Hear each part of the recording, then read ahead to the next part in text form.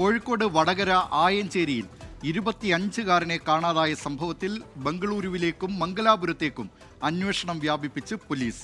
വിഷ്ണുവിന്റെ അവസാന tower location ലഭിച്ചത് കാസർഗോഡ് ബേക്കലിൽ നിന്നെന്ന് പോലീസ് പറഞ്ഞു. വിഷ്ണു ട്രെയിനിൽ യാത്ര ചെയ്തതായി അന്വേഷണ സംഘം ആ നിലയിലാണിപ്പോൾ മുന്നോട്ട് പോകുന്നത്. കോഴിക്കോട് നിന്ന് ഇതിന്റെ വിശദാംശങ്ങളുമായി വർഷ ഗിരീഷ് ചേരുന്നു. വർഷ, എന്തൊക്കെയാണ് കൂടുതൽ വിവരങ്ങൾ?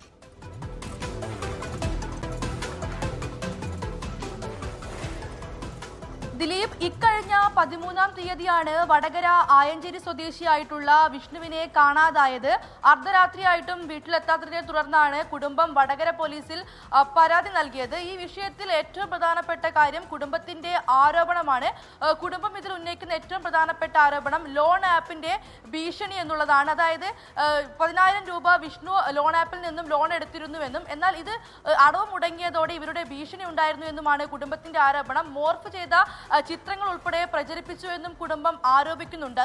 ഇതിന്റെ എല്ലാം തെളിവുകൾ സഹിതം സൈബർ പോലീസിലും കുടുംബം പരാതി നൽകിയിട്ടുണ്ട്.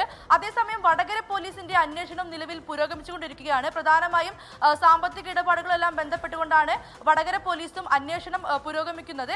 ഇതിനിടെയാണ് ഈ അവസാനമായി വിഷ്ണുവിന്റെ ടവർ ലൊക്കേഷൻ കിട്ടിയത് ബേക്കലിലാണ് എന്നുള്ള വിവരം വടകര ഡിവൈഎസ്പിയിൽ നിന്നും അറിയാൻ കഴിയുന്നത്. അതായത് അവസാനമായി അവിടെയാണ് എത്തിയത്. പിന്നീട് അതിനുശേഷമുള്ള ടവർ ലൊക്കേഷൻ കിട്ടിയിട്ടില്ല. വിഷ്ണുവിന്റെ ഫോൺ നിലവിൽ ഇപ്പോഴും സ്വിച്ച് ഓഫ് തന്നെയാണ്.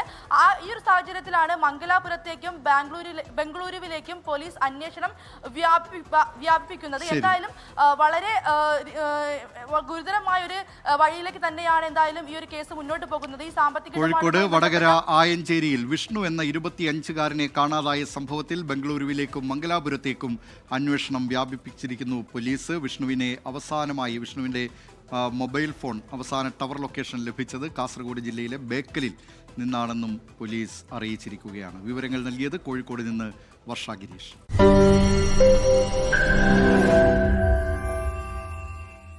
ലോകത്തെവിടെയായാലും ഏത് സമയത്തും 24 വാർത്തകളും ഓഗ്മെന്റഡ് റിയാലിറ്റി പാക്കേജുകളും എക്സ്പ്ലെയിനറുകളും വിശദമായി കാണാൻ ഞങ്ങളുടെ യൂട്യൂബ് ചാനൽ നിങ്ങൾക്ക് സബ്സ്ക്രൈബ് ചെയ്യാം.